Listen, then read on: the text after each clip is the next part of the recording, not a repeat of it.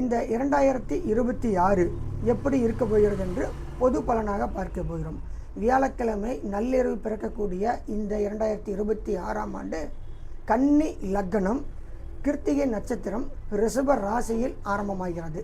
லக்கணத்திற்கு 4ஆம் இடத்தில் 4 கிரகங்கள் கூட்டாக இணைய உள்ள இந்த வருடமானது மிகப்பெரிய பொது பலனாக கூற வேண்டுமென்றால் உலக மக்களிடையே பொருளாதாரம் மற்றும் பொருளாதார விஷயங்களில் மேன்மையும் வளர்ச்சியும் கிடைக்கப் போகிறது. அதே காலகட்டத்தில் இந்த 2026ஆம் ஆண்டு கன்னி லக்னத்தில் வருவதால் டாக்குமெண்ட்டு, பத்திரம் சார்ந்த விஷயங்களில் புதிய கடன்களும் புதிய ஒரு மாற்றங்களையும் ஏற்படுத்த போகிறது. 4ஆம் இடம் என்று சொல்லக்கூடிய சுகஸ்தானத்தில் சூரியன் மற்றும் செவ்வாய் இவர்களுடைய தொடர்புகள் ஏற்படுவதாலும், குரு, ராகு, சனியினுடைய பார்வை இருப்பதாலும் உலக அளவில் தீ விபத்துக்கள், திருமணம் போன்ற சுப நிகழ்வுகள், இங்கெல்லாம் தீ விபத்துக்களை ஏற்படுத்தக்கூடிய ஒரு நிகழ்வுகளையும் தரப்போகிறது. அது மட்டுமல்லாமல் குழந்தைகள் மற்றும் தொழிற்சாலைகள், இங்குள்ள வாயுகள் கசிந்தோ அல்லது அந்த இடங்களில் விபத்துக்களையோ ஏற்படுத்த போகிறது. பொருளாதார நிலையில் மேன்மையும் சுகம் வளர்ச்சியை தந்தாலும் விபத்துக்கள், பாதிப்புகள் என்று சொல்லக்கூடிய இந்த வகையில் கவனமாக மக்கள் இருப்பதும், தொழிலாளர்கள், தொழில் சங்கங்கள், தொழில் நிறுவனங்கள் கவனமாக இருப்பது இந்த வருடத்தில் தீ விபத்துகளை குறைக்க வாய்ப்புண்டு. ஏனென்றால் சூரியன், செவ்வாய், ராகு இவர்கள் தொடர்புகள் ஒரே இடத்தில் கிடைப்பதால் அங்கு விபத்துகளை ஏற்படுத்தும். உடன் நெருப்பு கிரகமான சூரியனும் இணைந்துள்ளது. எனவே குழந்தைகள், கட்டடங்கள், அதுவும் குறிப்பாக அடுக்குமாடி கட்டிடங்கள், இந்த பகுதிகளில் வாயு விபத்துக்கள், தீ விபத்துக்களை அதிகரிக்கவும் வாய்ப்புண்டு. சுப நிகழ்வுகள் என்று கூறினால் வளர்ச்சியும் பொருளாதாரமும் மேன்மையும் கொடுக்கும். அதேபோல புதிய தொழில் ஒப்பந்தங்கள் அதிகரிக்கும். பொதுமக்கள் வைப்பு தொகை என்று சொல்லக்கூடிய ஃபிக்ஸட் டெபாசிட், இதில் மிகப்பெரிய ஒரு வளர்ச்சி அல்லது வட்டி விகிதத்தை ஏற்படுத்தக்கூட ஒரு வாய்ப்பு உள்ளது.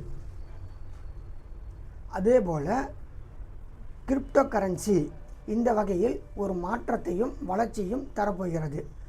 அது மட்டுமல்லாமல் அரசியல்வாதிகள் சார்ந்த விஷயங்களில் ஒரு புதிய முயற்சியாகவோ அல்லது புதிய ஒரு மாற்றத்தையும் ஏற்படுத்த உள்ளது.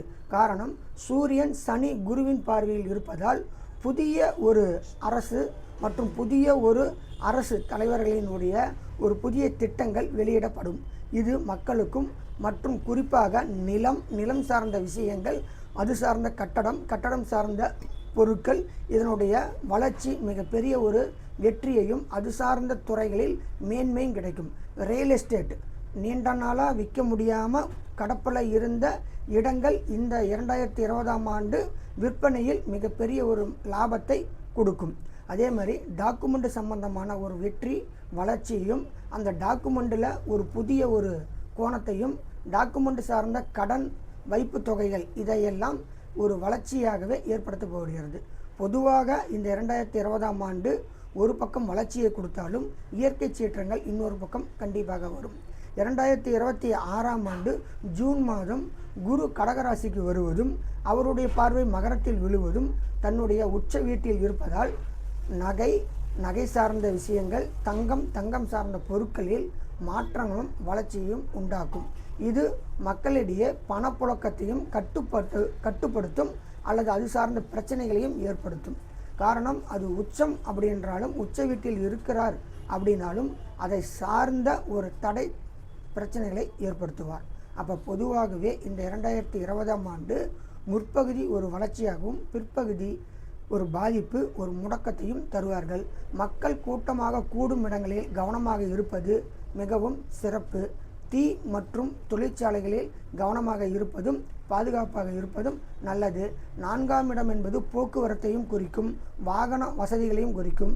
அதனால் வாகனங்களில் சிலிண்டர்கள் கொண்டு செல்வது, தீ பொருட்களை கொண்டு செல்வது மிக கவனமாக செல்வது பாதுகாப்பை தரும்.